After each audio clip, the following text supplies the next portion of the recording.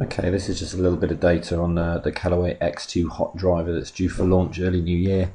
I was fortunate to do a little bit of testing recently, and I just thought I'd add the data to the blog just to go alongside it and give you guys a full view of what it's about. Okay, so as I mentioned in the blog, the Callaway guys have made the face about 4% bigger, giving you a 10% bigger sweet spot, and they're saying an extra mile and a half hour ball speed in comparison to the X Hot.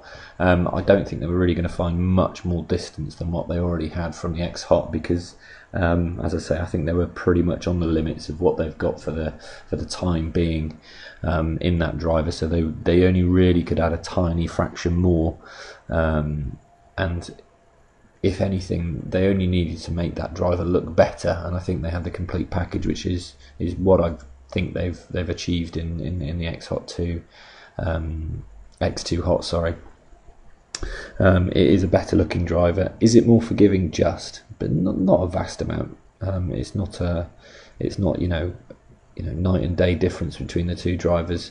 And if it was, I think that'll be an amazing feat, because I don't think they're going to improve vastly on last year's. Overall carry averaging around 257. Now this was a night where I wasn't swinging particularly well, and I will test it again, maybe do a comparison between the two of last year's and this year's, and you can see on average my smash factor was around 1.47. The spin rate's a touch high for me.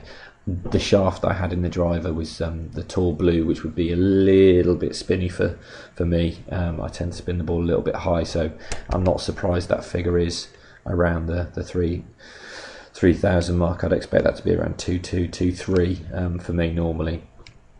And I think if there was a tall green shaft that I could have tested with, I would have seen that figure come down a little more. Overall total yardage 280, which is fine. Launch angle perfectly fine. Ball speed pretty good for the swing speed I was getting. Dispersion not too bad at all. Overall height, as I say, I wasn't swinging great. But what I would say is just how easy this driver was. If I look along the line, I hit some real bad swings. Shot 6, 109 miles an hour. It's probably on my limit of speed. Right off the bottom, 3,600 revolutions. Still getting 250 carry out of it. So you can see, even when you hit it poor, you're still getting something half decent, and it's only 10 yards shorter.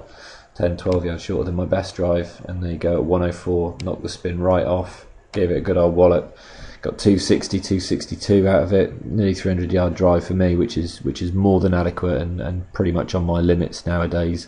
So I have to say I'm pretty happy with the driver. I think most people will be pretty impressed with what it does.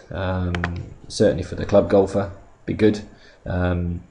Very tempted with it myself. With the right shaft, I think this would perform probably better than what I've got on this screen now, and I'm looking forward to testing it with a couple of different custom options in the coming months.